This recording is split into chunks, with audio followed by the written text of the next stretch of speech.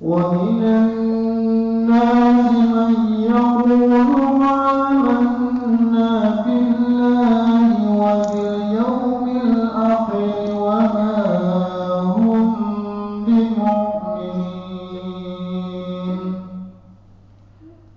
يخادعون الله والذين آمنوا وما يخدعون إلا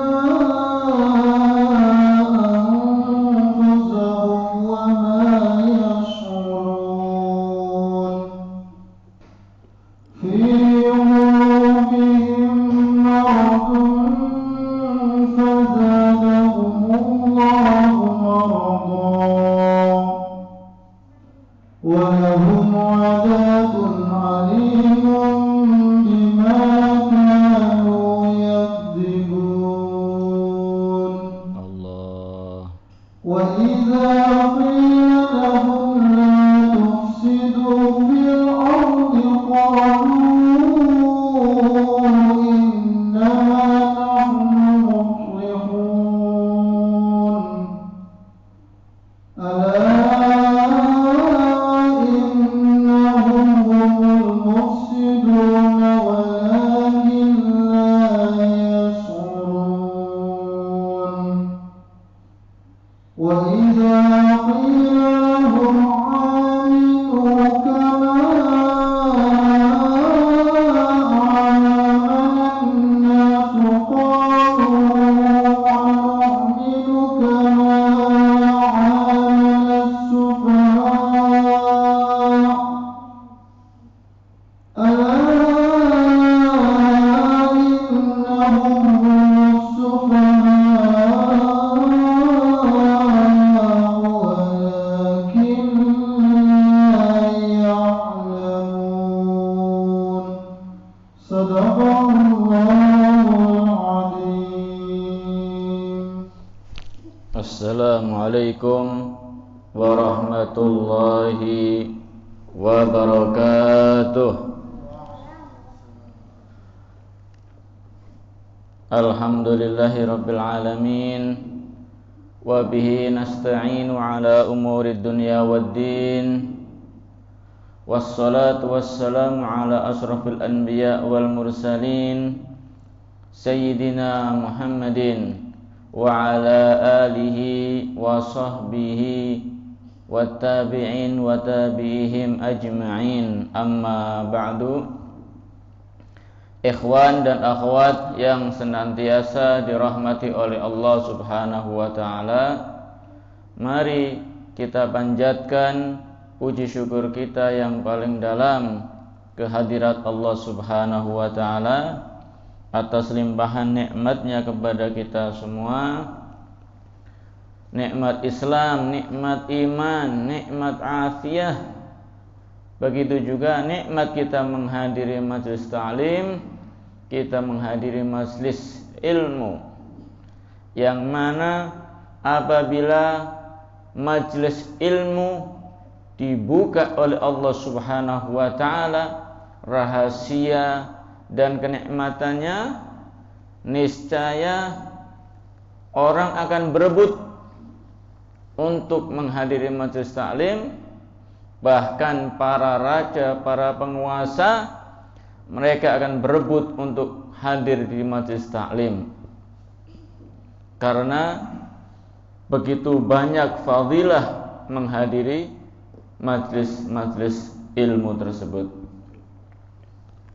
Alhamdulillah kita bisa menghadiri kajian majelis Anwarul Haramain yang diadakan setiap hari Sabtu selepas sholat Isya di Masjid Hotel Gracia.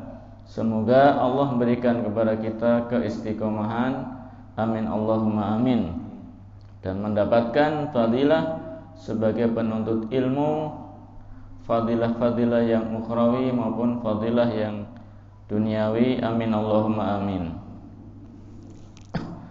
Ikhwan dan akhwat yang dimuliakan oleh Allah Subhanahu wa ta'ala, kita lanjutkan kajian kita di dalam kitab Sirah Tarikhul Hawadits wal Ahwalun Nabawiyah karya Syekhuna Al-Imam Al-Muhaddits Abuya As-Sayyid Muhammad bin Alawi Al-Maliki sampai di halaman ke-40. Untuk mendapatkan keberkahan, saya akan membacakan teks daripada kitab tersebut. Bismillahirrahmanirrahim.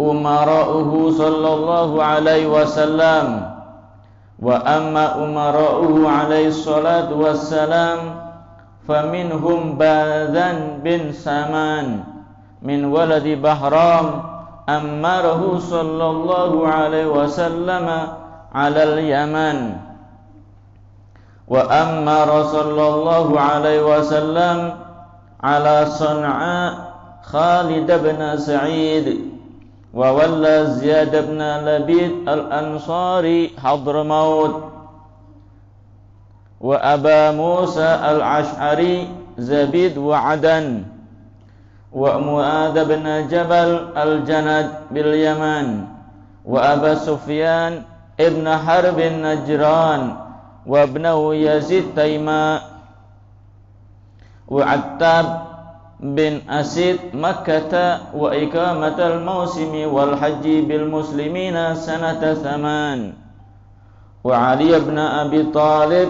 al-qada'a bil Yaman wa Amr ibn al-As Uman wa a'malaha wa Aba Bakr as-Siddiq iqamatal haji sanata 9 wa ba'atha fi athari Aliyan فقرأ على الناس سورة براءة وقد ولى عليه الصلاة والسلام الصدقات جماعة كثيرة.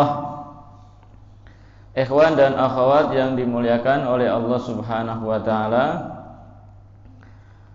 Rasulullah sallallahu alaihi wasallam membagi tugas kepada para sahabat Nabi. Sebagian sudah kita bahas di kajian yang sudah lampau, seperti orang-orang yang ahli khidmah kepada Nabi, orang-orang yang bertugas menjadi keamanan, kemudian orang-orang yang menjadi utusan, menjadi delegasi, menjadi duta besar dari Nabi Muhammad SAW, dan para sekretaris juru tulis Nabi Muhammad SAW. Pada malam hari ini kita akan membahas tentang amir-amir atau pimpinan-pimpinan yang didelegasikan oleh Rasulullah SAW untuk memimpin suatu wilayah yang termasuk dalam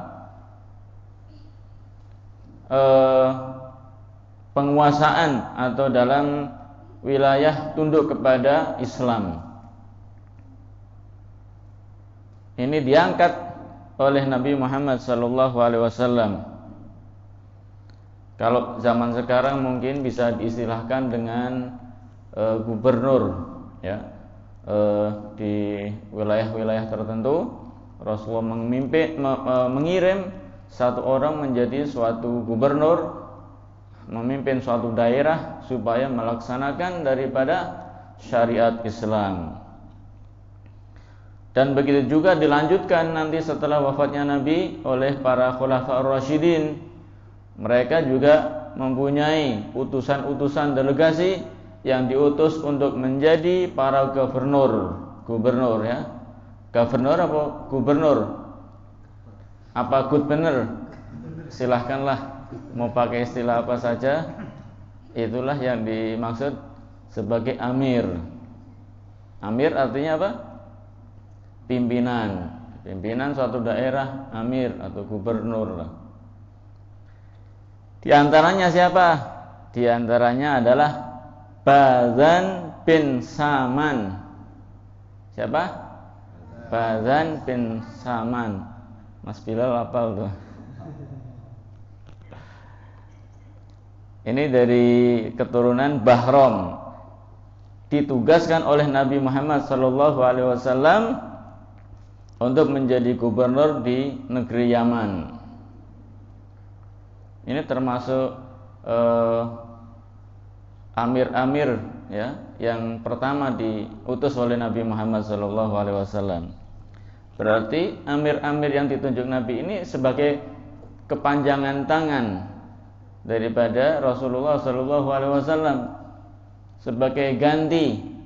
Jadi di sana bisa menyampaikan, berdakwah, menjadi hakim, menjadi pemutus suatu masalah, menjadi pengganti dari Nabi Muhammad SAW, kepanjangan tangan daripada Rasulullah SAW. Kemudian Rasulullah juga mengirim seorang amir ke negeri Son'a yang bernama sahabat Khalid bin Sa'id. Son'a sekarang juga termasuk dalam Republik Yaman. Republik Yaman meliputi Son'a. Ini akan disebutkan ada berapa termasuk Yaman ini. Wa walla Ziyad bin Labid. Rasulullah mendelegasikan kepada Ziyad bin Labid al-Ansari kepada negeri Hadramaut. Abu Musa al-Ash'ari ditugaskan ke negeri Zabid dan Adan. Nah ini begitu juga Mu'adz bin Jabal ke negeri Janad bil Yaman. Ini negeri-negeri yang berada di Yaman ya. Tadi ada Hadramaut, ada Son'a, ada Janad, begitu juga ada Zabid, ada Adan.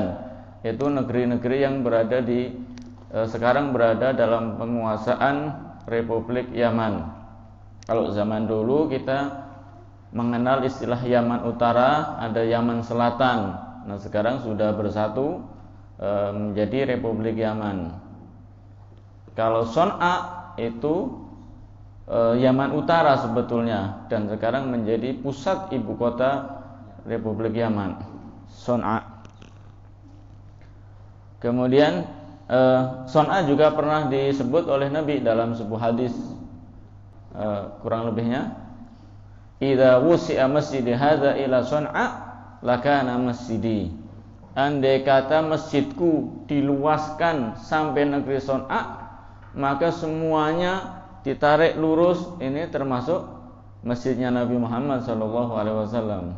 Pernah Rasulullah bersabda seperti itu. Berarti ya, dari sini bisa disimpulkan bahwa semua perluasan Masjid Nabawi hukumnya sama seperti sepetak tanah yang didirikan sebagai masjid pada zaman Nabi Muhammad SAW. Ada lagi negeri Hadramaut. Ini siapa amirnya? Ziyad bin Labid. Hadramaut termasuk Yaman Selatan, sebuah provinsi yang meliputi di situ kota-kota tua. Ada kota Tarim. Di situ banyak para ulama, para habaib. Dan dari kota Tarim ini banyak ulama yang berhijrah ke tanah Jawa, di antaranya adalah Wali Songo. Kalau kita belajar dulu di SMP, SMA, dikatakan bahwa Wali Songo adalah para pedagang dari Gujarat. Itu versinya kolonial Belanda. Karena mereka sangat benci sama ulama. Ya enggak? Daripada mereka bikin sejarah ini ulama, mereka bikin ini pedagang. Sebetulnya mereka ulama sambil berdagang, apa dia pedagang sambil dakwah? Sebetulnya yang mana? Sebetulnya mereka itu ulama, berdakwah dari satu tempat ke tempat yang lain. Akan tetapi mereka untuk menjaga harga diri, mereka berdagang untuk menyambung hidup, tidak meminta-minta kepada orang lain, tidak berharap. Maka mereka berdakwah ikhlas karena Allah, tidak mengharapkan balasan. Berpindah. Memang sebelum ke Indonesia, tanah Jawa terutama, mereka singgah ke beberapa negeri. Kan tidak mungkin dari negeri Yaman langsung. Zaman dulu kan pakainya kapal. Sekarang aja pesawat terbang ada yang transit, apalagi dulu kapal transitnya ke beberapa negeri. Nah, berlayar berbulan-bulan. Lah makanannya barangkali bahan makan habis, beli ke negeri seberang, berlayar lagi. Bisa juga di sana singgah beberapa bulan atau berapa tahun, nanti pindah lagi berdakwah dari satu tempat ke tempat yang lain sampailah di Jawa ini, dan mereka menetap dan membuat pusat dakwah yang kita kenal mereka sebagai Wali Songo. Ini dari negeri Hadramaut. Tadi siapa? Amirnya pada zaman Nabi, Ziyad bin Labid. Salah satu kotanya kota Tarim. Ada lagi kotanya namanya kota Shibam. Kota Shibam adalah termasuk kota tua. Di sana masih kita jumpai rumah-rumah yang terbuat dari tanah liat. Bisa 5 lantai, 7 lantai, dan tidak menggunakan besi. Cor tidak pakai, besi tidak pakai. Subhanallah. Jadi peradaban Islam zaman dulu sudah sangat luar biasa. Usianya ada yang sudah 200 tahun ada, 500 tahun ada, bahkan 700 tahun ada. Kalau kita ingin melihat kehidupan yang mirip seperti zaman dahulu, ya kita pergi ke Hadramaut. Masih kita jumpai daerah-daerah rumah yang terbuat dari tanah liat. Sangat bersahaja sekali, akan tetapi mereka kaya dengan ilmu, kaya dengan amal soleh, kaya dengan ibadah kepada Allah Subhanahu wa ta'ala. Ini kota Hadramaut. Nanti suatu ketika insyaallah kita bisa berkunjunglah ke Hadramaut. Di sana kita bisa berziarah kepada para aulia. Begitu juga kita berziarah kepada para habaib. Kita bisa ngalap keberkahan ngaji di sana insyaallah. Kemudian ada lagi Zabid sama Adan. Zabid sama Adan sekarang tergolong Yaman Utara. Di sana juga banyak ulama sekarang. Dan ada sebagian daerah pun masih bersahaja, masih rumah ada yang masih pakai tanah, kemudian jalan yang masih tanah juga masih terdapat di sana. Adan juga termasuk Yaman Utara. Baik, kemudian Rasulullah mempunyai amir Abu Sufyan bin Harb. Ini diperintah oleh Rasulullah untuk menjadi amir di Najran. Begitu juga anaknya Yazid bin Abi Sufyan di negeri Taima. Baik, ada lagi sahabat bernama Attab bin Asid. Ini didelegasikan oleh Nabi menjadi amir kota Mekah. Ya, Rasulullah pusatnya kan di Madinah waktu itu. Pusat pemerintahan Rasulullah di kota Madinah. Nah, Mekah siapa? Panjangan tangannya Nabi, delegasinya siapa? Yang diutus adalah Attab bin Asid untuk menjadi gubernur atau gubernur Mekah. Jakarta dulu sudah ada belum ya? Semarang ya, Allah alam. Sudah ada belum ya? Tapi di dalam sejarah belum saya baca Rasulullah ngirim amir ke misalnya ke Jawa siapa belum saya temukan. Mekah Attab bin Asid. Begitu juga diperintah Nabi untuk menjadi panitia penyelenggaraan ibadah haji. Nah, sudah ada zaman dulu panitianya, penyelenggaranya yang bertanggung jawab Attab bin Asid. Istilahnya mungkin kalau istilah orang zaman sekarang Amirul Hajj. Biasanya dari Indonesia ada yang diutus Amirul Hajj. Nah, itu di sana ada yang penyelenggaraan siapa? Yaitu Attab bin Asid. Karena perkumpulan manusia yang terbesar itu kita jumpai pada saat ibadah haji. Tidak ada satu pertemuan pun seluruh dunia yang melebihi daripada ibadah haji. Di sudut, di pelosok negeri manapun tidak ada sebesar ibadah haji. Dan pertemuannya bukan hanya 2 jam 3 jam. Kalau pertemuan 2 jam 3 jam setengah hari, half day, itu mah gampang. Ya, ini haji itu pertemuannya berhari-hari. Dimulai dari mabit di Muzdalifah, malam Arafah pada hari Tarwiyah, kemudian berada di Arafah seharian, habis itu mabit di Muzdalifah semalam, mabit di Mina 3 malam, ada event-event, ada event lontar jumroh, ada event tawaf, ada event sa'i. Ini panitianya tidak sembarangan, ya. Pengajian akbar seakbar-akbarnya belum tentu, ya. Ini berkali-kali, berhari-hari. Perlu ada yang mengkoordinasikan. Ini penguasa Mekah atau gubernur Mekah biasanya ini diperintahkan untuk sebagai panitia penyelenggara. Dari zaman Nabi sudah ada. Ini sudah mulai pada tahun ke-8 Hijriah, ya. Setelah Fathu Mekah, ini sudah terbuka negeri Mekah. Setelah itu baru diadakan pelaksanaan penyelenggaraan ibadah haji.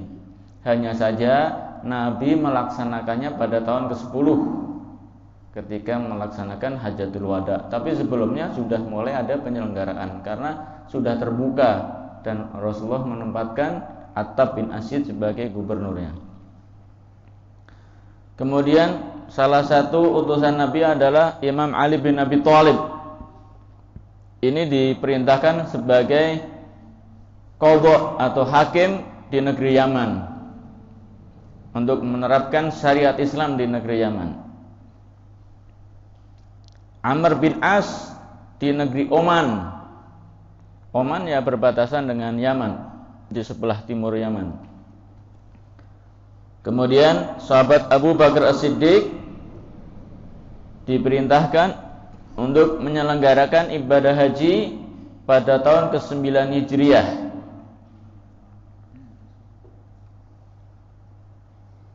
Dan mengutus Imam Ali menyusul sahabat Abu Bakar As-Siddiq sebagai penyelenggara, kemudian membacakan surat Bara'ah atau surat At-Taubah. Ikhwan dan akhwat yang dimuliakan oleh Allah Subhanahu wa taala, itulah para utusan-utusan delegasi Nabi yang ditempatkan pada kota-kota tertentu, negeri-negeri tertentu untuk menjadi pemimpin atau amirnya sebagai kepanjangan tangan daripada Nabi Muhammad SAW melaksanakan perintah-perintah Nabi Muhammad SAW ke negeri-negeri yang sudah terbuka, yang sudah menjadi kota Islam. Begitu juga Rasulullah mengangkat beberapa panitia untuk mengumpulkan zakat dan lain sebagainya yang dikumpulkan ke dalam Baitul Mal dan diperuntukkan sesuai dengan kemaslahatannya, sesuai dengan ketentuan yang telah ditetapkan Nabi. Sebagian untuk fakir miskin, sebagian untuk para mujahidin fisabilillah, sebagian untuk yang ya pokoknya sudah ditetapkan dalam peruntukannya, akan dibahas dalam ilmu fikih. Ini dikumpulkan dari semua kaum muslimin di negeri-negeri yang sudah terbuka. Itu sudah ada zaman Nabi Muhammad SAW. Bedanya kalau zaman dulu dikumpulkan oleh Nabi dan para sahabat, kemudian disalurkan sesuai dengan ketentuan. Ya, itu zaman Nabi. Kalau zaman sekarang banyak panitia-panitia juga mengumpulkannya, cuma beda cara menyalurkannya. Kalau zaman sekarang ada banyak lembaga seperti itu penyalurannya.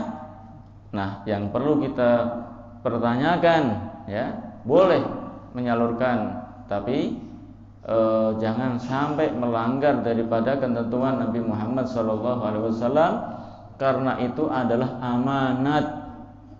Orang bayar zakat, kalau tidak disampaikan kepada orang yang berhak, berdosa Anda. Kasihan yang berzakat.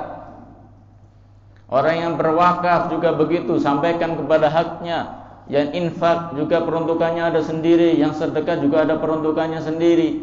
Masing-masing harus dipilah-pilah. Jangan memilih-milih, dipilah-pilah, harus memilih-milih, tidak boleh, jangan dipilih. Oh ini masih saudara, kasih yang banyak. Ya ini termasuk orang dekat, kasih yang banyak. Ini yang paling rajin, kasih yang banyak, yang tidak rajin sedikit. Tidak seperti itu, harus disesuaikan dengan peruntukannya. Ya, itu yang memberikan, yang bersedekah itu bukan Anda sebagai panitia, tapi orang lain. Anda cuma mengumpulkan. Jadi saat Anda memberikan kepada orang, jangan dianggap Anda yang ngasih. Anda sebagai penyalur saja. Yang ngasih siapa? Ya orang bayar zakat, orang yang infak, orang yang sedekah, bukan Anda yang ngasih. Jadi jangan pilih-pilih, tapi dipilah-pilah. Ini zaman Nabi sudah ada pengumpulan zakat, sedekah dan lain sebagainya, akan ditetapi disalurkan sesuai dengan pos-pos yang telah ditentukan melalui panitia yang telah ditunjuk oleh Nabi Muhammad sallallahu alaihi wasallam. Hati-hati dalam mengelola keuangan dana dari masyarakat kaum muslimin, terutama zakat, karena ini adalah sedekah yang wajib. Tidak boleh asal memberikan kepada orang, harus sesuai dengan ketentuan. Kalau tidak, nanti Anda akan dituntut oleh Allah Subhanahu wa taala di hari kiamat. Begitu juga apabila ada ketentuan untuk yatim piatu. Nah, posnya harus tertentu. Yatim piatu siapa, kriterianya juga sudah ditentukan. Ya, jangan sampai diberikan kepada yang tidak berhak. Ya, diberikan kepada yatim piatu untuk siapa? Kemaslahatannya dia, untuk belajarnya, untuk makannya, pakaiannya. Jangan sampai ada orang sedekah untuk yatim piatu, bukan diberikan makanan, pakaian atau untuk biaya pendidikannya, tapi jadi bangunan. Ini bertanggung jawab di hadapan Allah Subhanahu wa taala. Harus berhati-hati. Atau barangkali juga berhati-hati jangan sampai dimakan untuk diri sendiri atau memperkaya diri sendiri. Hati-hati yang bersentuhan, bersinggungan dengan harta anak yatim. Barang siapa makan harta anak yatim, maka sesungguhnya dia makan api neraka, sedang menyalakan api dalam perutnya. Bukan berarti makan harta anak yatim itu dia punya harta kita ambil. Tidak itu saja, itu juga termasuk anak yatim. Begitu juga ada orang bersedia untuk anak yatim, kita ambil, tidak kita kasihkan kepada dia yang berhak, tetapi kita gunakan untuk yang lain, apalagi untuk kemaslahatan diri sendiri. Hati-hati. Ya, Rasulullah mempunyai wakil-wakil yang telah ditunjuk untuk mengumpulkan dan menyalurkan sedekah-sedekah tersebut. Ikhwan dan akhwat yang dimuliakan oleh Allah Subhanahu wa taala.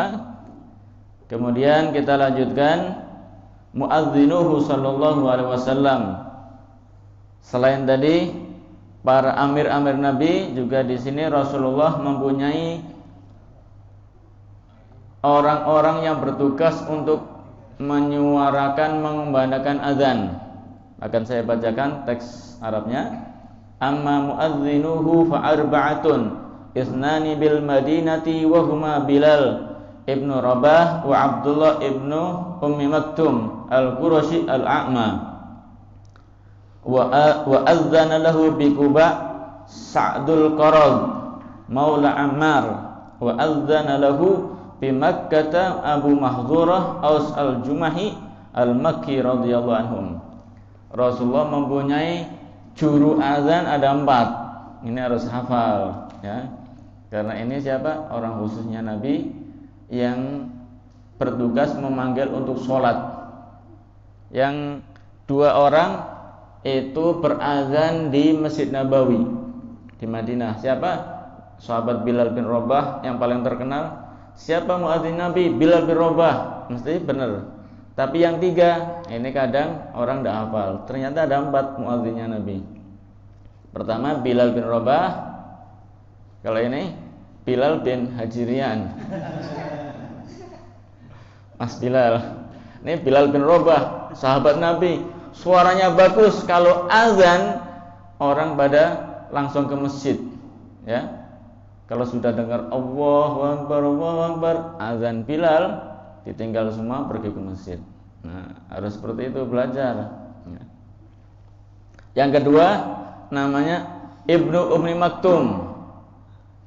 Beliau tunanetra, tidak bisa melihat, tapi suaranya bagus. Ini bergantian sahabat Bilal sama Ibnu Ummi Maktum. Kalau subuh bagaimana? Kalau subuh itu azannya 2 kali, ya. Kira-kira 1 jam sebelum terbit fajar, sahabat Bilal azan. Kemudian beliau nunggu sampai terbit fajar, nanti yang azan Ibnu Ummi Maktum. Ada 2 di Masjid Nabawi. Kemudian 1 di Masjid Quba. Quba zaman dahulu bukan termasuk Madinah, di luar kota Madinah. Akan tetapi dengan perkembangan zaman, sekarang Masjid Quba atau Kampung Quba termasuk dalam teritori Provinsi Madinah, ya, termasuk kota Madinah. Jaraknya kurang lebih 3 km lah dari Masjid Nabawi. Yang berazan di Masjid Quba siapa? Namanya sahabat Sa'ad Al-Qaradhi. Di Masjid Quba azan. Masjid Quba juga termasuk masjid yang mempunyai keistimewaan. Setiap jamaah haji dan jamaah umroh, selain sholat di Masjidil Haram dan Masjid Nabawi, saya kira hampir pasti tidak terlewat untuk sholat di Masjid Quba. Karena barang siapa sholat di Masjid Quba akan mendapatkan pahala seperti orang yang berumroh. Sholat 2 rakaat, sholat sunnah, begitu juga sholat wajib, itu akan mendapatkan pahala umroh 2 rakaat, tapi pahalanya seperti berumroh tawaf sa'i kurang lebih 5 km, ya, 2 jam 3 jam. Ini sholat 2 rakaat diberikan pahala yang sama. Itu sholat di Masjid Quba 3 km dari Masjid Nabawi. Insya Allah mudah-mudahan bisalah kita suatu saat sholat di Masjid Quba. Amin Allahumma amin.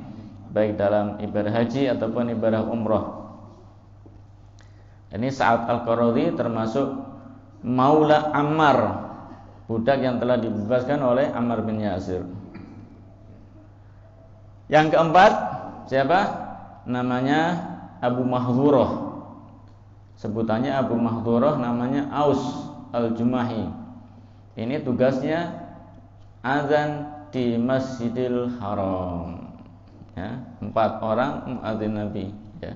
Kalau zaman sekarang sih orang sudah terbiasa mendengar azan, kadang menjadi ringtone, menjadi live Mekah, Madinah, kita mendengar azan, di syuting muadzinnya namanya siapa mungkin kenal, ya. Tapi jangan sampai lupa 4 orang muadzinnya Nabi Muhammad SAW. 2 di kota Madinah, sahabat Bilal bin Rabah, kemudian sahabat Ibnu Ummi Maktum. Kemudian 1 di Quba bernama sahabat Sa'ad Al-Qaradhi, dan 1 di Masjidil Haram yaitu Abu Mahdhurah. 4 muadzin Nabi Muhammad SAW. Biasanya yang paling kita kenal adalah Bilal, tukang azan Nabi Bilal, tukang azan Nabi Bilal mesti. Yang lainnya kadang kita tidak tahu. Nah, sekarang kita sudah tahu. Ceritanya bagaimana sih kok sahabat Bilal ini bisa menjadi juru adzan Nabi Muhammad? Jadi dahulu ketika sudah diperintahkan untuk sholat berjamaah, maka untuk mengumpulkannya bagaimana? Kan harus ada tandanya. Kalau kita sekolah, waktu masuk ada bel. Kalau zaman dulu ada lonceng. Ketika kita mau istirahat ada tanda. Kalau di kampung kita siskambling ada kentongan, tong tong tong tong. Ya. Zaman dulu ini bagaimana cara mengumpulkan orang untuk sholat berjamaah? Namanya berjamaah bareng-bareng. Kalau tidak dikasih tanda, ada yang terlambat, ada yang datang duluan, nunggu lama. Biar pas bagaimana? Waktu itu ada sahabat yang bernama Abdullah bin Zaid bin Abdurrabbih. Bermimpi. Dalam mimpinya tersebut dia melihat ada seseorang keliling membawa lonceng, teng teng teng teng teng teng teng teng. Sama sahabat Abdullah bin Zaid ini, wahai Kisana, boleh enggak kalau loncengnya saya beli? Nah, kamu ngapain beli lonceng, wahai Abdullah? Ya, saya ini beli lonceng buat ngumpulin orang supaya sholat berjamaah sama Nabi. Jadi lonceng digunakan tanda untuk mengumpulkan jemaah, ya. Kan ada juga mungkin golongan lain atau agama lain yang menggunakan lonceng sebagai tanda. Ini sahabat Abdullah ingin menggunakan lonceng juga. Dalam mimpinya ada orang jualan, tak beli deh loncengnya bawa sini. Buat apa? Buat ngumpulin orang berjamaah. Kata si laki-laki yang jual yang mbak lonceng tadi, wahai Abdullah bin Zaid, mau ndak saya kasih cara yang lebih baik daripada lonceng ini untuk ngumpulin orang? Apa caranya? Jadi kalau sudah mau sholat, kamu ucapin Allahu Akbar, Allahu Akbar, Allahu Akbar, Allahu Akbar, kalimat azan sampai selesai. Nah, kalau sudah kumpul mau sholat, ucapin lagi Allahu Akbar, Allahu Akbar, asyhadu an la ilaha illallah, asyhadu anna Muhammadar Rasulullah, lafaz qomat. Bangun sahabat Abdullah bin Zaid bin Abdurrabbih ini, bangun pagi hari lapor kepada Nabi Muhammad SAW. Wahai Nabi, saya bermimpi begini. Kata Rasulullah apa? Alhamdulillah, ini mimpi yang baik, ini mimpi yang hak, datang dari Allah Subhanahu wa ta'ala. Sekarang wahai Abdullah bin Zaid, kamu dikte. Nanti biar Bilal saja yang azan karena suaranya lebih bagus. Dipilih oleh Nabi Muhammad sallallahu alaihi wasallam, fa innahu anda sautan minka. Karena suaranya sahabat Bilal lebih halus, lebih empuk, lebih merdu. Maka sahabat Abdullah ini yang mimpi dikte Allahu Akbar, Allahu Akbar. Bilal langsung suara keras Allahu Akbar, Allahu Akbar, didikte sampai akhir. Ini sahabat-sahabat dengar, apa suara apa ini? Baru pertama kali pada datang ke masjid. Termasuk sahabat Umar. Ini datang buru-buru lari ke masjid, sampai ridaknya itu orang Arab kan suka membawa ridak begini, sunnah. Ini belum sempat dislampirke, seret aja, langsung datang ke masjid, seret buru-buru, langsung ngadep kepada Nabi, wahai Nabi, ini suara tak dengar tadi malam, saya ngimpi dengar suara seperti ini. Ternyata beberapa sahabat mimpi yang sama seperti Abdullah bin Zaid bin Abdurrabbih. Oleh karena itu ditetapkan oleh Nabi Muhammad SAW sebelum sholat berjamaah untuk berazan dan beriqamah seperti yang telah tadi dilafadzkan oleh sahabat Bilal. Sampai sekarang azan dan iqamah seperti itu. Jadi ditetapkannya, disyariatkannya azan itu bukan dari mimpinya sahabat, bukan, tapi dengan penetapan Nabi Muhammad. Mungkin awal lantarannya dari mimpinya sahabat, tapi ditetapkan oleh Nabi. Ya, ini untuk azan, untuk iqamah. Berarti ditetapkan dengan Nabi Muhammad SAW, bukan mimpinya sahabat Nabi, ya. Subhanallah. Jadi kalau kita sedang mendengar azan, itu kita anggap itu adalah panggilan dari Allah Subhanahu wa ta'ala. Kita dipanggil, disapa oleh Allah Subhanahu wa ta'ala sehari 3 kali. Berarti sebetulnya Allah perhatian sama kita enggak? Perhatian, ya. Nah, kalau Allah manggil kita langsung datang, kita jawab. Ya, kalau pas kita minta butuh hajat ya langsung, ya, enggak pakai lama. Nah, kalau kita azan nanti nonta. Kalau punya hajat dongo, pengennya langsung kabul. Nah, ini yang pada bingung itu justru malaikatnya yang pada bingung tuh. Nenek dongo karep kudune cepet. Tapi ini azan nonta nanti, subhanallah. Ya, tepat waktu. Ya, undangan rapat aja tepat waktu. Kalau tidak tepat waktu bisa dipecat, kena SP, fingerprint, terlambat 5 menit tidak dapat tunjangan, tidak dapat uang makan, atau tidak dapat uang bensin. Itu panggilan-panggilan yang duniawi, apalagi panggilan dari Allah Subhanahu wa taala. Sebagai seorang yang muslim, begitu ada suara azan itu harus melakukan 2. Salah satu dari 2. Kalau tidak, maka dia berdosa. Yang pertama, dia langsung siap-siap sholat, ambil wudhu, tata-tata, pakai baju, siap-siap langsung sholat. Itu paling afdol. Kalau masih tidak bisa, masih nanti, maka harus niat kerentek dalam hati, saya sholat sebentar lagi. Itu harus ada salah satu dari 2. Tidak boleh azan seperti kita biasa. Yang niat dalam hati kerentek tidak harus diucapin sih. Jadi salah satu dari 2. Langsung mengerjakan sholat, atau kedua niat dalam hati, saya mau mengerjakan sholat sebentar lagi, atau jam berapa, atau berapa menit lagi, atau selesai saya menyelesaikan kerjaan ini, nanggung. Ya, harus ada niat dan etika di dalam hatinya akan melaksanakan. Kalau tidak niat, maka berdosa meskipun nanti juga sholat. Harus ada salah satu dari 2 ketika azan, ya. Mungkin gini yang jarang kita pahami ya. Pokoknya azan ada yang langsung sholat, ada yang ya pokoknya nanti sholat, tapi tidak ada kerentek dalam hati, itu berdosa. Harus diniatkan dalam hati untuk melaksanakan nanti saya sholat jam berapa. Nah, ikhwan dan akhwat yang dimuliakan oleh Allah Subhanahu wa taala, tentulah para muadzin, juru azan Rasulullah sallallahu alaihi wasallam. Ada kisah yang menarik, yaitu sahabat Bilal bin Rabah. Ketika Rasulullah sallallahu alaihi wasallam wafat, maka sahabat Bilal bin Rabah ini minta pensiun. Karena apa? Beliau selalu teringat dengan Nabi Muhammad sallallahu alaihi wasallam. Biasanya sebelum beliau azan, beliau menghampiri Nabi Muhammad, "Ya Rasulullah, sudah waktunya sholat."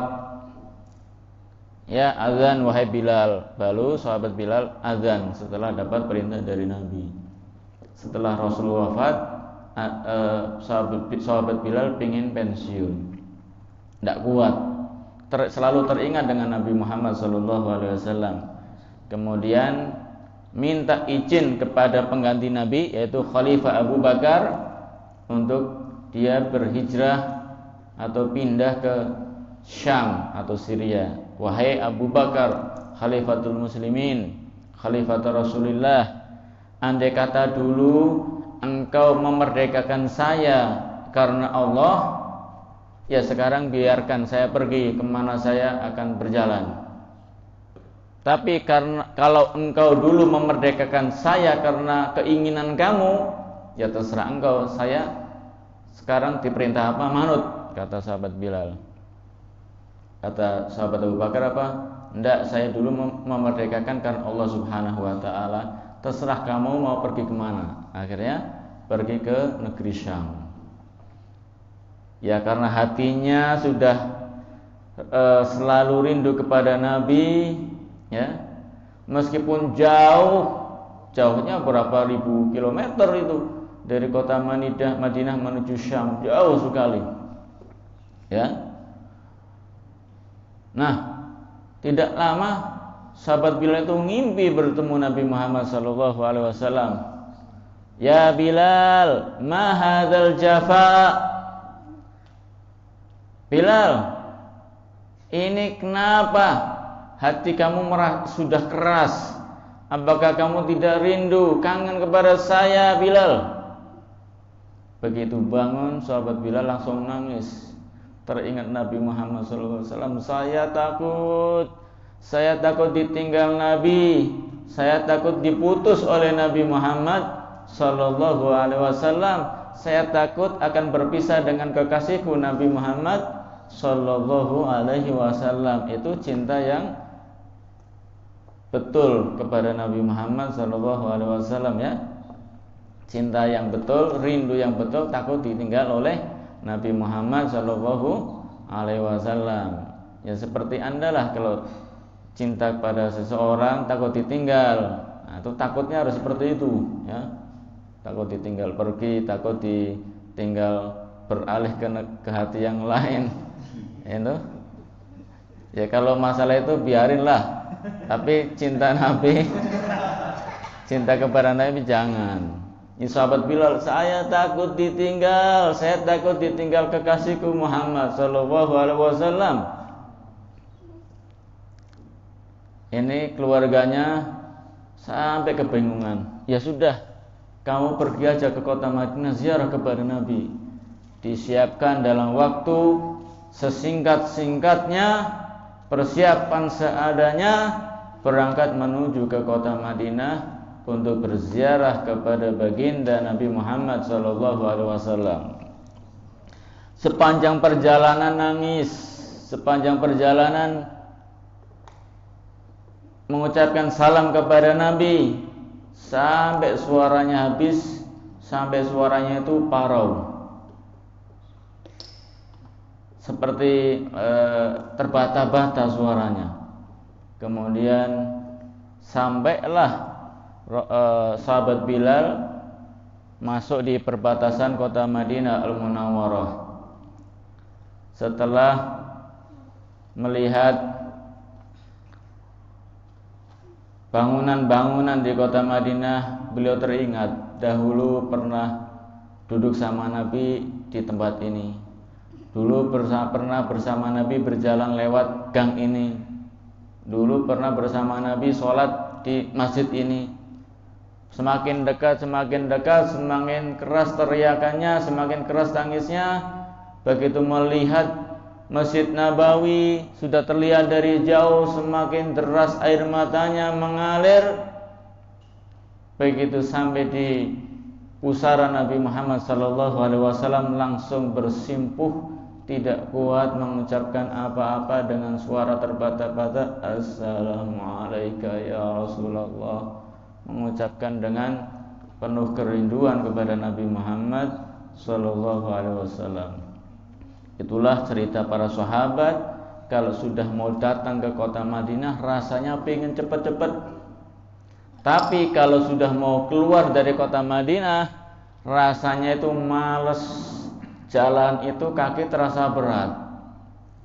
Dahulu hewan-hewan, unta dan lain sebagainya, kalau mau diajak pergi, ditunggangi keluar dari kota Madinah, jalannya itu pelan, teklak, tekluk, teklak, tekluk. Tapi kalau sudah pulang dari tempat yang jauh, datang kembali ke kota Madinah, itu lari, kenceng. Seakan-akan itu sudah diremot, nih jalannya kemana itu sudah tahu, larinya itu kenceng. Sampai di kota Madinah cepet-cepetan. Sebetulnya apa sih? Mereka juga merasakan kerinduan kepada kota Madinah, kepada Nabi Muhammad SAW. Sampai seorang pecinta Nabi, Sahibul Maulid, Syekh Abdurrahman Ad-Daibai, mengatakan dalam kitab maulidnya, fada jazbaz zimami wala tasugha faqaidu syauqiha lil hayy jadib.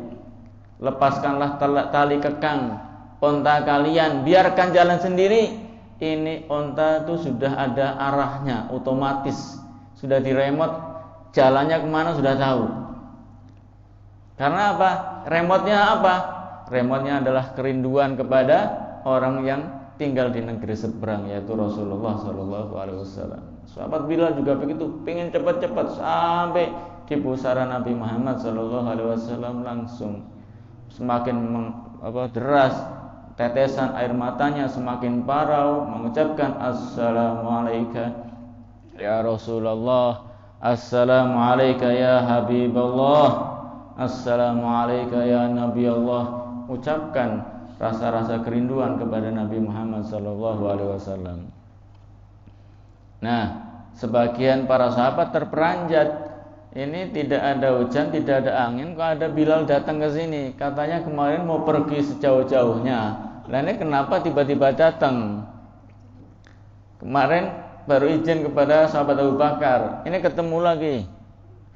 Dijawel sama Abu Bakar. Tidak menoleh, masih khusyuk.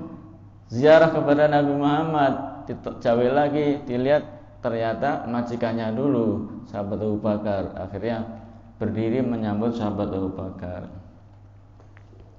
Nah, sahabat Abu Bakar meminta kepada sahabat Bilal, ya Bilal, saya minta tolong engkau mengumandangkan azan lagi. Kata Bilal, enggak wahai khalifah, saya sudah pensiun. Saya azan itu untuk Rasulullah Sallallahu Alaihi Wasallam. Sekarang Rasulullah sudah wafat, saya sudah pensiun, enggak azan lagi. Saya tidak kuat untuk berazan lagi wahai khalifah. Kata beliau, ya sudah. Orang sudah cinta seperti itu, sudah rindu seperti itu, ya sudah. Apa boleh dikata? Ya, tidak bisa dikata-katain, orang sudah kelewat rindu. Justru kalau kita ngomong, kita yang salah lah. Orang kalau sudah kesem-sem, sudah jatuh cinta itu, yang kita ucapkan berbeda dengan dia salah. Pokoknya salah, tidak ada yang benar. Karena ini sudah jatuh cinta rindu kepada Nabi, tidak mau adanya sudah. Sahabat Abu Bakar mundur. Kemudian ada dua anak kecil datang menghampiri. Bilal, Bilal, Bilal, Bilal. Ditengok ternyata cucunya Nabi Muhammad SAW yang bernama Al Hasan dan Al Husain. Ini disambut oleh sahabat Bilal. Ziarah kepada Rasulullah sudah wafat, tidak apa-apa sudah, ini sebagai gantinya cucunya bercengkerama kepada mereka, berdialog, melepaskan kangennya. Terkadang sahabat Bilal ini melihat, menatap dengan pandangan seksama kepada wajahnya Al Hasan. Kadang menoleh melihat ke arah kakinya Al Husain, dilihat gantian. Karena dalam hadis-hadis Nabi diterangkan di beberapa riwayat bahwa Al Hasan ini cucunya Nabi, separuh atasnya itu mirip, sangat mirip sekali dengan Nabi Muhammad SAW. Kalau Al Husain ini mirip dari setengah ke bawah. Jadi sahabat Bilal sambil mengingat-ingat wajahnya Nabi, fisiknya Nabi Muhammad SAW, kadang melihat wajahnya Al Hasan, melihat kakinya Al Husain, teringat dengan Nabi Muhammad SAW. Bilal, Bilal, Bilal, Bilal, kata mereka. Bilal, kami rindu dengan suara kamu bagus.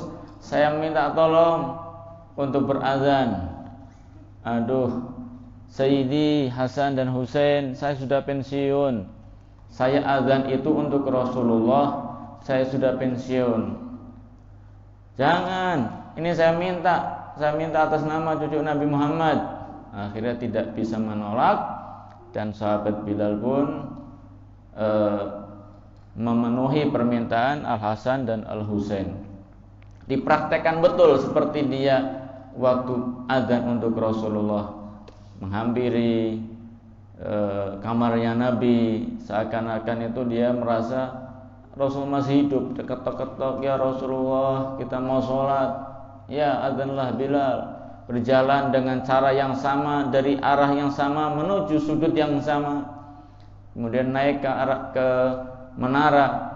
Biasanya beliau berazan, dan kumandanglah berazan dari sahabat Bilal. Allahu Akbar, Allahu Akbar. Itu seketika seluruh penduduk Madinah terdiam. Semua hiruk pikuk berhenti. Mendengar suara siapa sih ini? Kayaknya sering saya dengar suara ini. Tapi siapa ya? Ya, sering mendengar karena dulu sudah terbiasa dengar. Siapa ya? Lupa karena sahabat Bilal sudah pindah ke Syam. Diingat-ingat, oh suara sahabat Nabi Bilal, juru azan Nabi Muhammad SAW. Seketika itu seluruh penduduk Madinah teriak histeris, nangis mendengar suara Bilal bin Rabah. Kenapa? Mengingatkan akan Nabi Muhammad SAW. Masya Allah.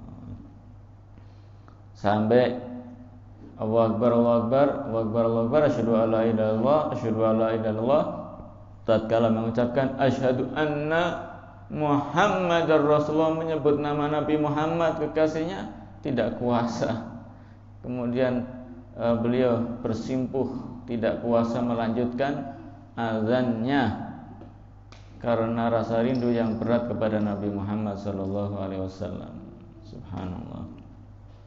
Ya, itulah sahabat Bilal bin Rabah, pecinta Nabi Muhammad SAW dan dicintai oleh Nabi Muhammad SAW.